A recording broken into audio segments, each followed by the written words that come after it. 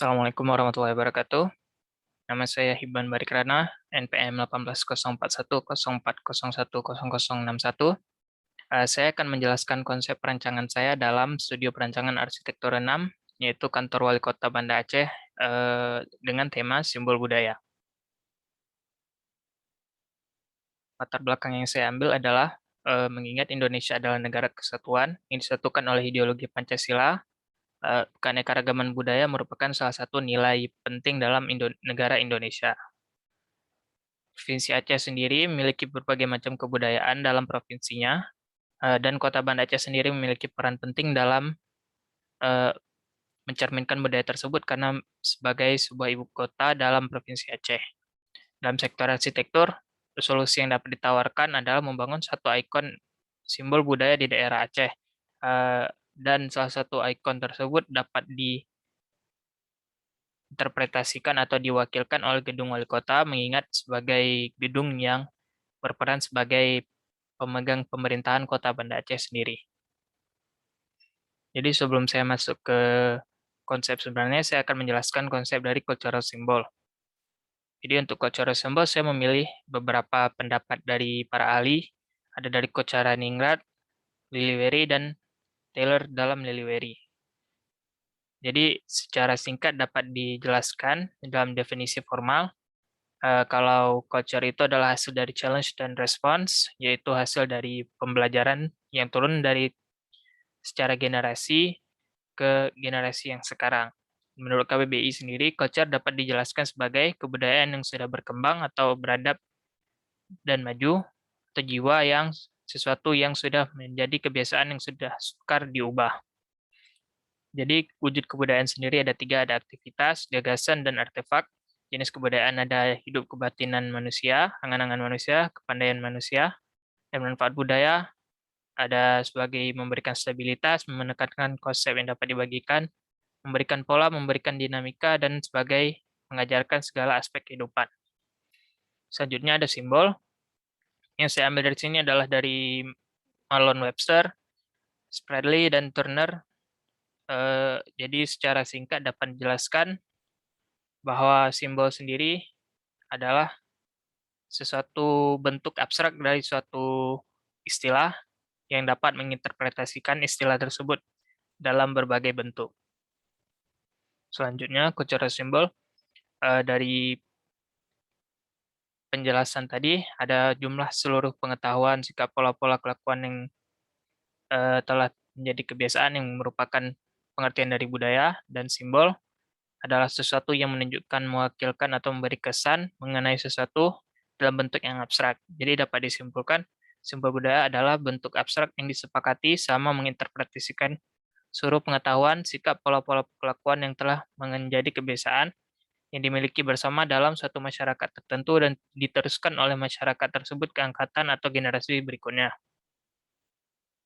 Selanjutnya, saya akan melanjutkan ke definisi kantor wali kota. Jadi, secara bahasa ada kantor dan wali kota. Kantor adalah sebutan untuk tempat bekerja, dan wali kota adalah kepala dari kota madya. Jadi dapat disimpulkan bahwa kantor wali kota adalah suatu gedung di mana wali kota atau kepala daerah dan wakil bersama staf dan organisasi kesekretariatannya yang menangani pekerjaan kepanitiaan daerah dan lembaga eksekutif yang mengurus semua tugas dalam penyelenggaraan administrasi pemerintahan daerah, kota atau kabupaten sebagai bagian dari provinsi.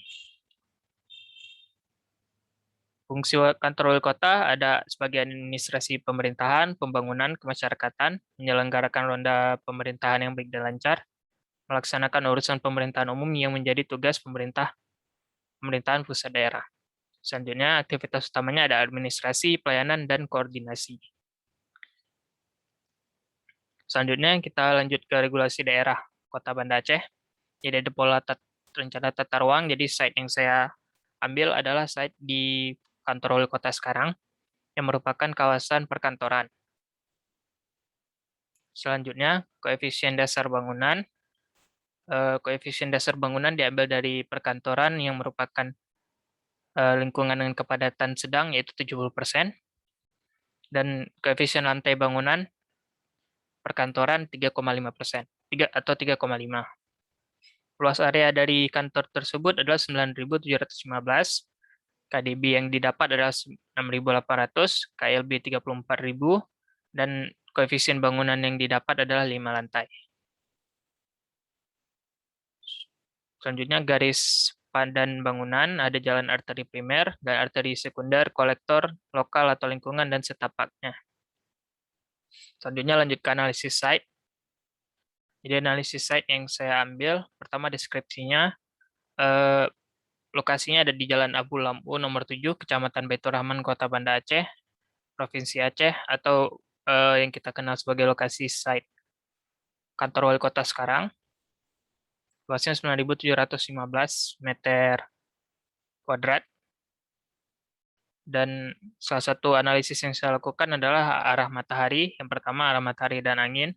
Jadi bisa kita lihat ada arah matahari dan angin saya ambil dari yang pertama diagram cahaya matahari, kemudian dari arah angin Kota Banda Aceh, dari kamus Wind Pathfinder, kemudian ada diagram arah angin dari Wind Finder juga, kemudian analisis anginnya dan hasil analisis dan sintesisnya, angin berasal dari arah angin muson timur, datang dari arah eh, barat laut ke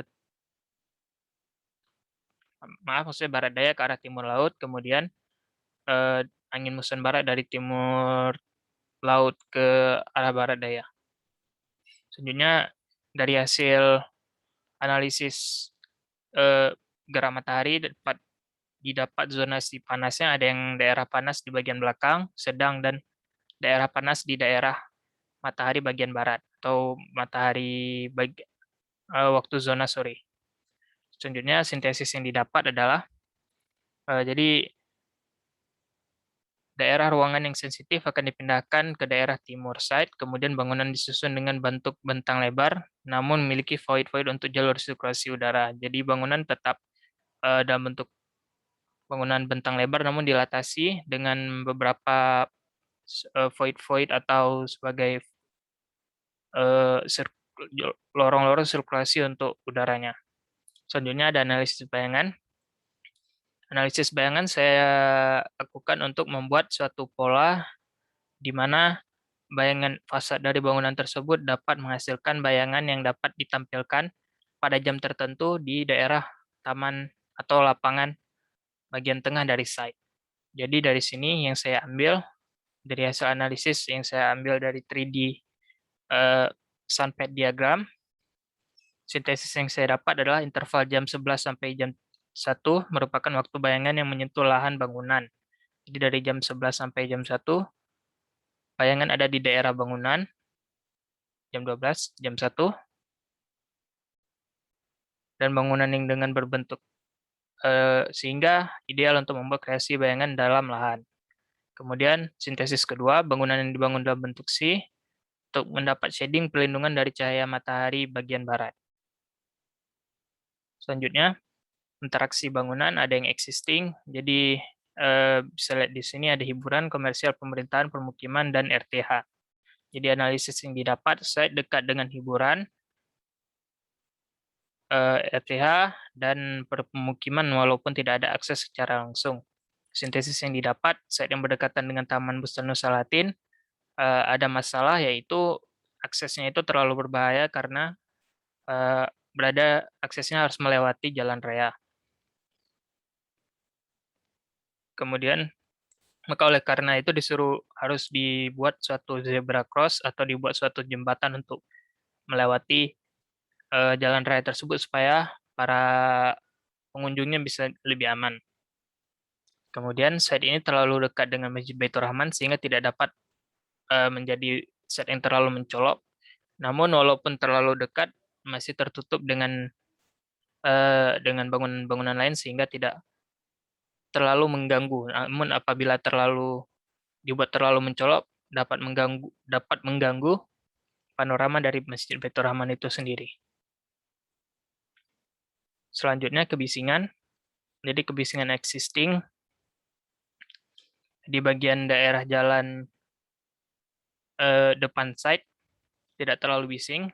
dikarenakan memang ini pertama jalannya one way dan main sempit. Kemudian yang bising itu ada di daerah simpang jam.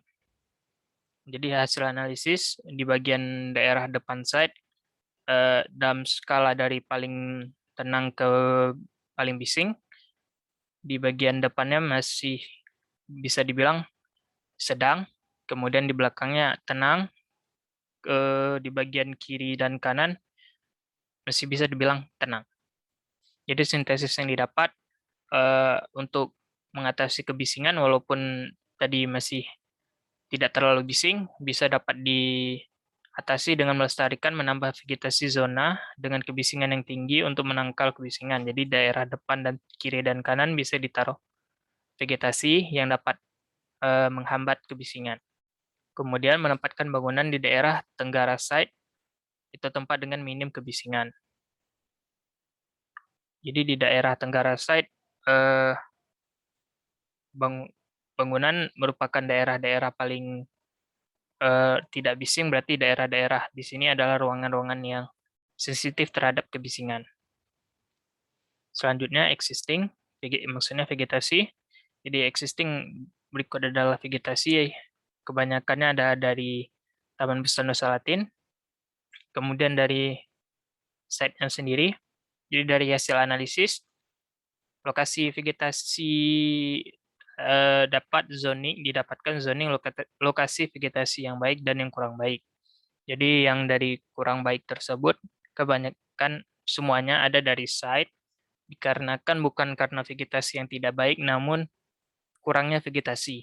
Jadi seperti analisis tadi, vegetasi bisa ditaruh di daerah kiri, kanan, dan depan, walaupun depan ini masih bisa dianggap kurang, namun bisa ditambah lagi dengan di bagian kiri dan kanan, di bagian kiri dan kanannya.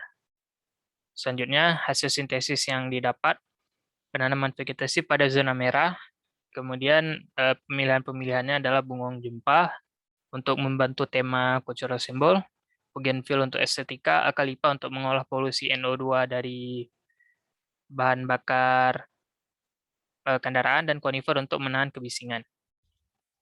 Kemudian analisa view-nya, dari sini, dari kotak ini bisa kita lihat mana view yang baik dan kurang baik. Di bagian depan memiliki view yang baik, di bagian depan side di sini. Kemudian di bagian kiri kurang baik, dan bagian kanan kurang baik. Bagian kanan daerah sini, dan bagian kiri daerah sini. Dan di sini walaupun tidak ada akses yang pasti, ini adalah permukiman yang tidak memiliki view yang terlalu baik untuk di site. Berikut adalah panorama view dari bagian depan bangunan. Maksud saya site. Kemudian berikut ada landmark-landmark yang dapat digunakan untuk identifikasi site. Jadi sintesis dari hal tersebut, orientasi bangunan dapat difokuskan pada ruang hijau dan jalan untuk menginisiasi interaksi visual antara rakyat dan wakil rakyat. Jadi bangunan diarahkan ke arah jalan rayanya. Kemudian bangunan didesain dengan bentuk fasad transparan. Jadi tema dengan fasad transparan dapat mensimbolkan sebuah transparansi dalam sistem pemerintahan demokrasi. Kemudian masa bangunan dibuat melengkung untuk memanfaatkan dan maksimalkan lahan dan memanfaatkan view yang baik. Jadi bangunan dibuat secara melengkung dan menghadap ke arah bagian view yang baik, dalam kasus ini bagian depannya. Selanjutnya topografi, ada figure ground, ruang hijau, dan perairan. Jadi site ini memiliki ruang hijau yang lumayan banyak dan perairan yang lumayan dekat. Jadi aksesibilitas, hierarki jalan, ada jalur yang dapat diambil dari kota atau dari akses lain hanya dimiliki oleh satu jalur, yaitu jalur dari sini, dari Jalan Medan Banda Aceh ke Masjid Baitur Rahman yang ada di sini, dan kemudian belok ke daerah Simpang Jam. Dan jalan tersebut merupakan hanya jalan one way, sehingga macet dan kebisingan bisa dihindari. Kemudian berikut adalah diagram lalu lintas kendaraan. Jadi mobil pada pagi, siang, dan sore masih ramai. Jalur bis hanya pada pagi, pada siang, dan sore. Eh, ja- Sepeda motor pagi, siang, sore, malam. Dan sepeda hanya pagi, siang hanya sedikit, dan sore ramai. Kemudian studi presiden ada Seoul City Hall dan Tbilisi Public Service Hall. Jadi Seoul City Hall merupakan balai kota di Seoul. Jadi yang saya ambil dari studi kasus ini adalah konsep desain dari fasadnya dan juga tema desainnya, yaitu eh, green architecture atau fungsi arsitektur ekologi.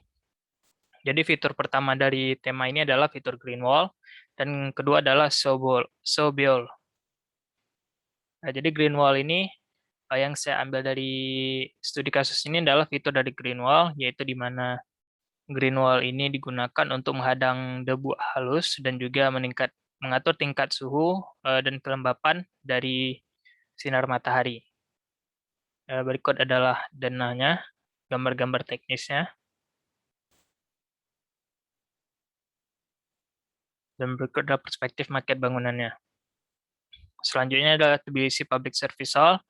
Jadi Tbilisi Public Service Hall ini berpusat di negara Georgia. Eh, yang saya ambil dari Tbilisi Public Service Hall ini adalah bentuk bagaimana mereka mengatur ruang-ruangannya. Bisa kita lihat dari sini mereka memiliki sebuah open space dan terbuka dan bangunan-bangunan yang diatur secara eh, linear.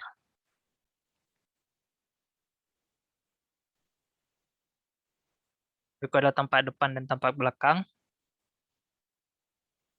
Dan eh, salah satu konsep yang saya ambil lagi dari Tbilisi Public Service Hall ini adalah konsep eh, transparansinya, yaitu di mana mereka menggunakan fasad-fasad kaca untuk menunjukkan bahwa bangunan ini menunjukkan kepada pengunjung atau orang-orang yang melintasi bahwa bangunan ini terbuka, memiliki transparansi terhadap daya kerjanya atau gaya kerja dari staf-staf pemerintahannya, sehingga menimbulkan suatu konsep baik transparansi dalam mengatur roda pemerintahan.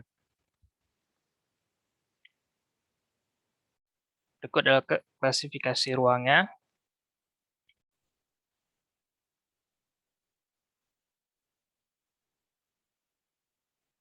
Eh, Tbilisi Public Service Hall sendiri memiliki jalur untuk staf karyawan yang ada dari belakang di sini.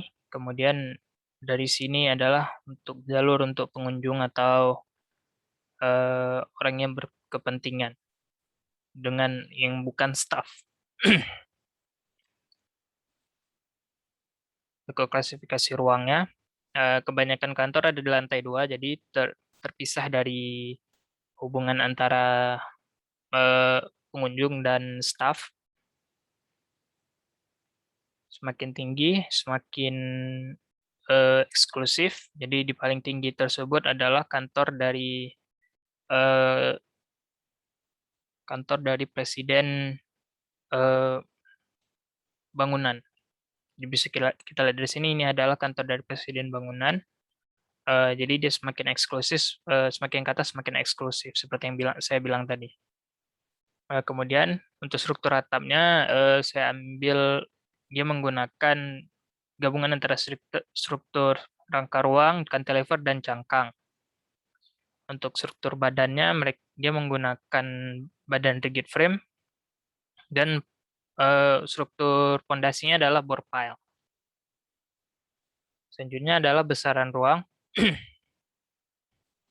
Jadi besaran ruang saya ambil dari bentuk bagan struktur pengurus daerah sendiri. Bisa kita lihat dari sini wakil wali kota, sekda, dan segala struktur pemerintahannya. Kemudian saya melakukan analisis pengguna, saya klasifikasi lagi. Jadi ada kepala pemerintahan yang terdiri dari kepala wali kota, wakil wali kota, dan sekretaris daerah, staf pemerintahan, kepala divisi, anggota divisi, kemudian tamu pemerintahan, itu tamu-tamu yang ingin berkunjung atau melakukan sebuah kegiatan diplomatik dengan pemerintahan Provinsi Aceh. Kemudian ini adalah bagian dari pemerintahannya, atau pengguna-penggunaan dari sektor pemerintahan. Kemudian dari sisi non-pemerintahan ada rakyatnya yang ingin, yang berkepentingan datang ke kantor wali kota, bagian keamanan, kemudian bagian servis untuk segala macam mekanikal atau elektrikal atau plumbing dari bangunan. Selanjutnya analisis aktivitas. Jadi yang saya lakukan adalah saya menjajarkan eh, pelaku dari bangunan ini, seperti wali kota, wakil wali kota, sekda, dan seterusnya.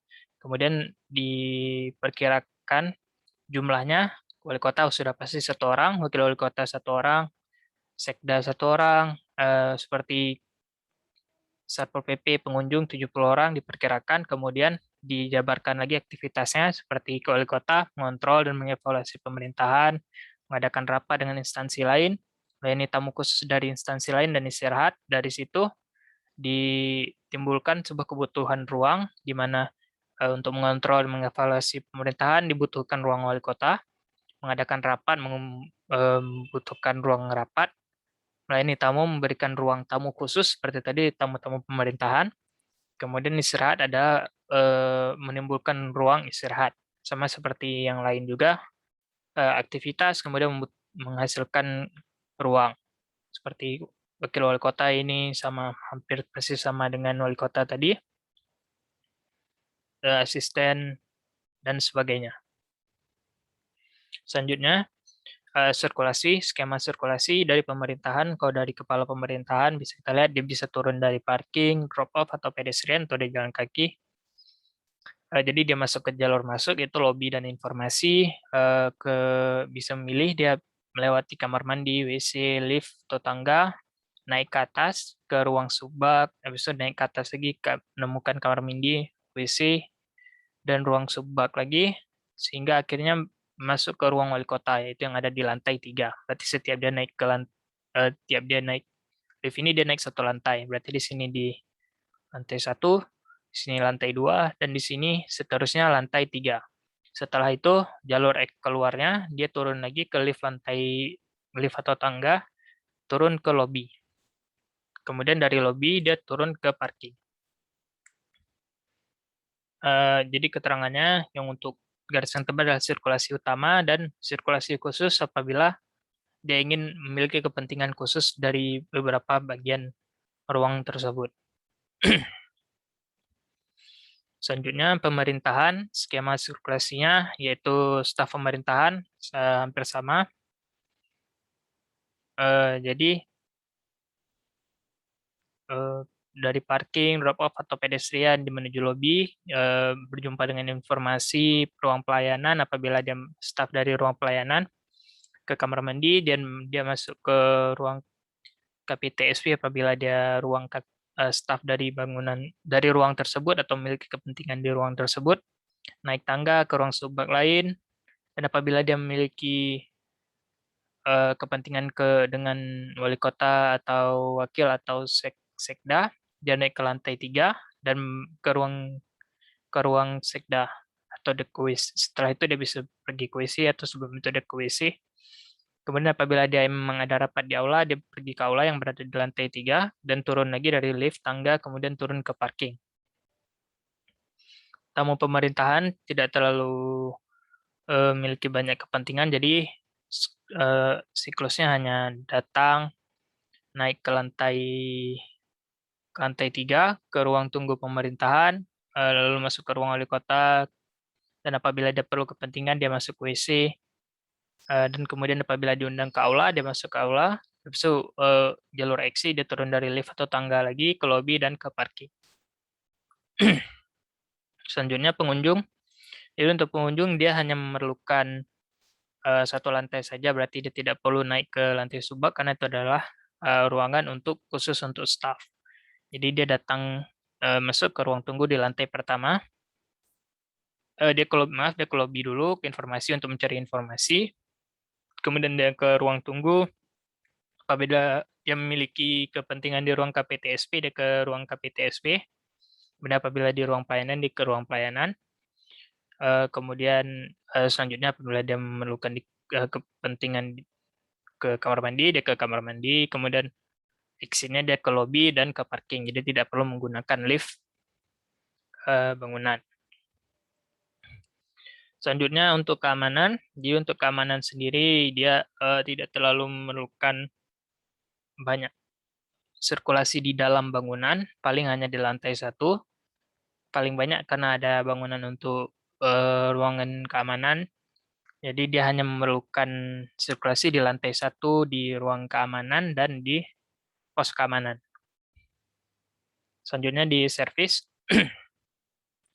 jadi untuk servis diberikan jalur khusus, yaitu dari parking bisa langsung masuk ke electrical, mechanical, plumbing, dan lavatory di ruang-ruangan di bagian belakangnya.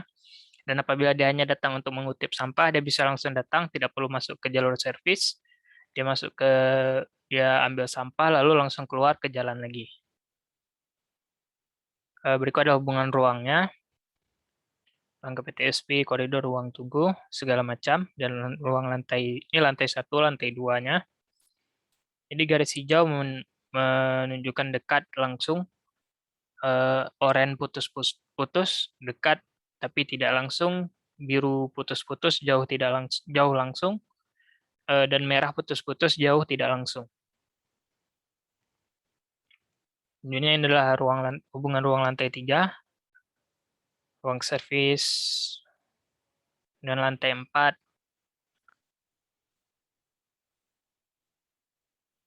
Lantai 4 mungkin sebagai split level untuk aula, supaya tidak terlalu mengganggu di ruang wali kota maksudnya. Selanjutnya besaran ruang. Besaran ruang ada ruang wali kota, ruang asisten, ruang wakil wali kota, ruang sekretaris daerah, ruang wakil wali kota, ruang bagian umum, ruang bagian tata pemerintahan, ruang bagian hukum, ruang bagian administrasi, bagian humas, bagian keuangan, bagian organisasi, bagian perekonomian, ruang kesejahteraan masyarakat, ruang kantor pelayanan terpadu, kantor pelayanan, dan ruang pendukung, ruang aula, area luar.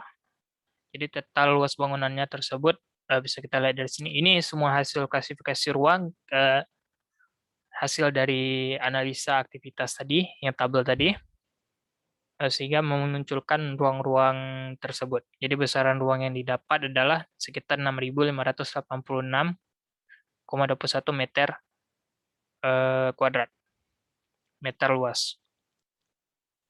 Selanjutnya studi ruang. Jadi elaborasi tema yang digunakan adalah selain cultural symbol, jadi yang ingin ditampilkan adalah transparansi. Jadi pendekatan teorinya adalah teori tradisional minimalis. Tujuan dari tema tersebut adalah membangun sebuah bangunan yang dapat melambangkan nilai-nilai budaya dan memberikan transparansi kepada masyarakat. Jadi dengan diberikan transparansi, masyarakat lebih percaya dengan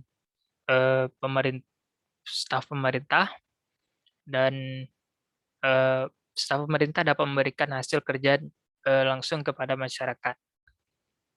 Selanjutnya gubahan massa.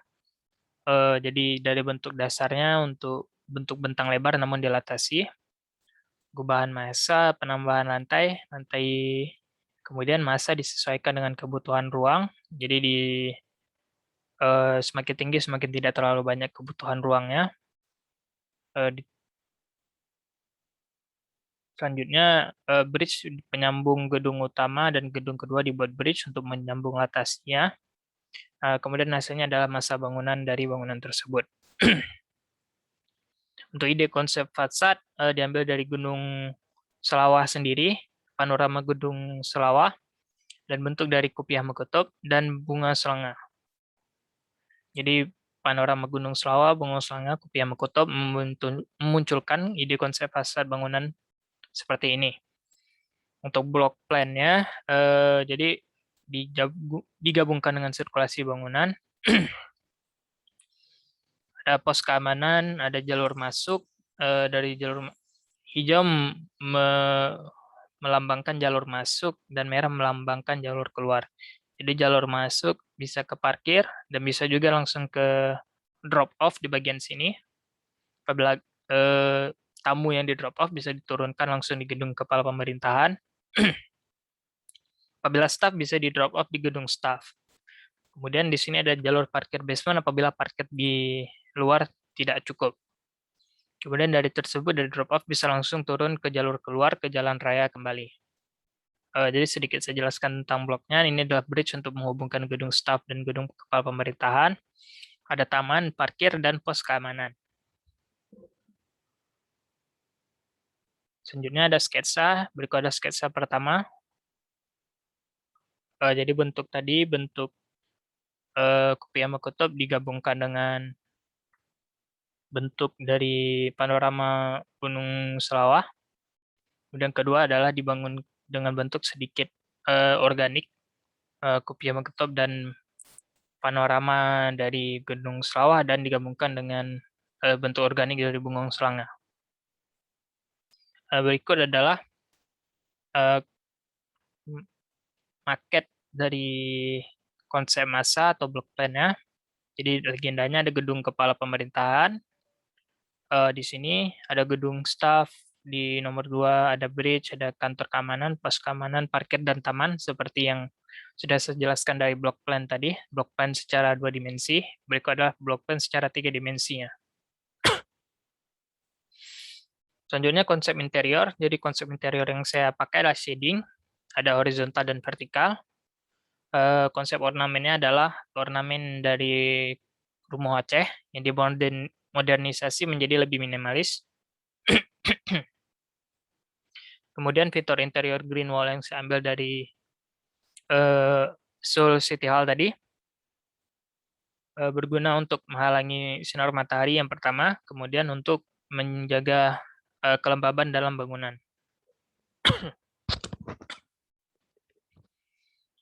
Selanjutnya adalah bentuk dari struktur ruang tadi yang dibangun secara linear, yang saya ambil dari Tbilisi Service Hall. Jadi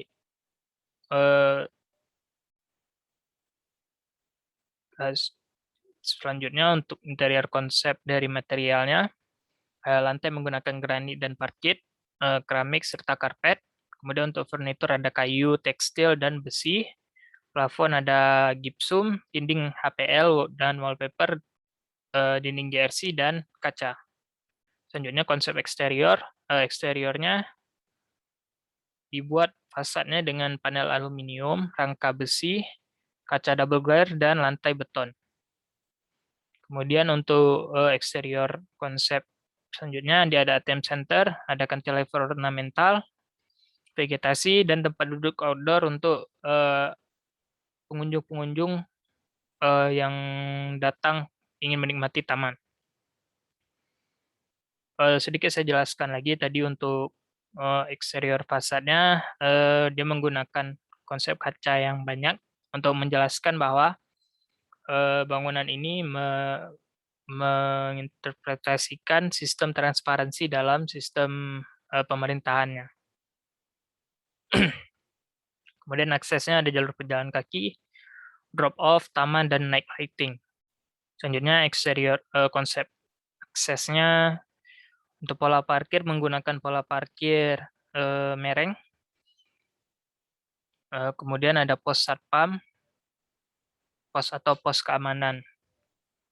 Kemudian konsep strukturnya ada struktur untuk kepalanya menggunakan rangka ruang seperti yang digunakan atau space frame untuk mengakomodasi bentuk organik dari fasadnya yang menggunakan aluminium panel tadi. Selanjutnya struktur maaf ini bodinya seharusnya rangka ruang untuk bagian badannya, untuk bangunan-bangunan di dalamnya yang non fasad, maksudnya untuk lebih ke strukturalnya menggunakan rangka ruang. Maksudnya rigid frame sehingga untuk balok untuk bangunan-bangunan dapat lebih mudah disesuaikan. Jadi kekurangan dari git frame mungkin apabila dikenakan gaya secara horizontal atau kiri dari kanan mudah terjadi deformasi. Selanjutnya untuk struktur pondasinya, pondasi board pile digunakan karena pondasi ini dapat mendapatkan lantai yang keras dengan cara dibor ke dalam. Selanjutnya konsep utilitas, sistem distribusi air bersih. Jadi diambil ada dari PDAM, kemudian dibawa ke reservoir bawah, ada reservoir bawah dan ada reservoir atasnya. Jadi ada dua reservoir yang digunakan adalah pemanfaatan gravitasi untuk mendistribusikan air kalau dari atas. Untuk distribusi air kotor, ada gray water dan black water, ada distribusinya sendiri. Di sini bisa ada skemanya. Untuk elektrikal menggunakan listrik PLN dan genset. Jadi sambungan dari kabel udara, kabel bawah tanah dan juga kabel udara, kabel bawah tanah ini didistribusikan oleh panel distribusi. Penangkal petir, jadi menggunakan lightning rod mengantar penurunan dan ground rod. Jadi listrik yang didapat dapat dinetralisirkan oleh tanah sehingga elektron dari listrik tersebut dapat netral. Selanjutnya sistem pendingin menggunakan air conditioning dan mesin chiller dan ada juga cooling tower. Dan juga AHU dan pompa sirkulasi. Selanjutnya sistem pengolahan sampah yang diidentifikasi ada 6, ada plastik, organik, kertas, gelas, metal dan sampah elektronik. Jadi berikut ada sistem pengolahannya dan skema pengolahannya. Jadi ini dari skema dari bangunan, jadi dibuang ke dalam satu shaft, kemudian ditumpukan, disimpan di sini, dan di sini diangkut oleh sampah truk ke penampungan sampah atau dibawa ke tempat recycle.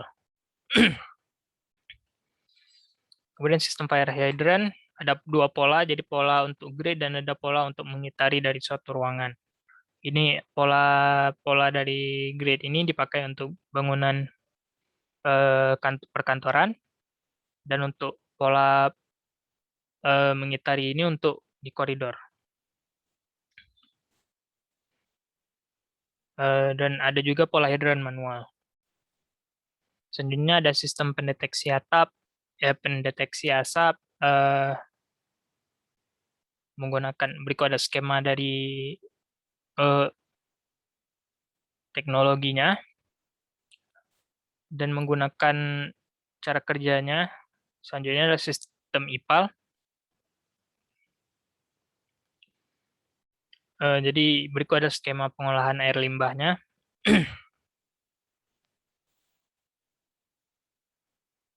Jadi IPAL tersebut digunakan untuk mengolah air yang ada dari air kotor atau limbah dari bangunan sehingga dapat didistribusikan lagi ke saluran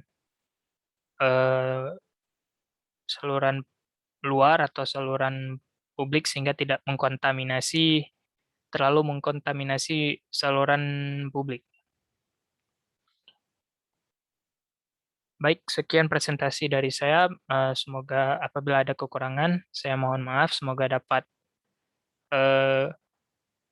bermanfaat. Demikian saya akhiri. Assalamualaikum warahmatullahi wabarakatuh.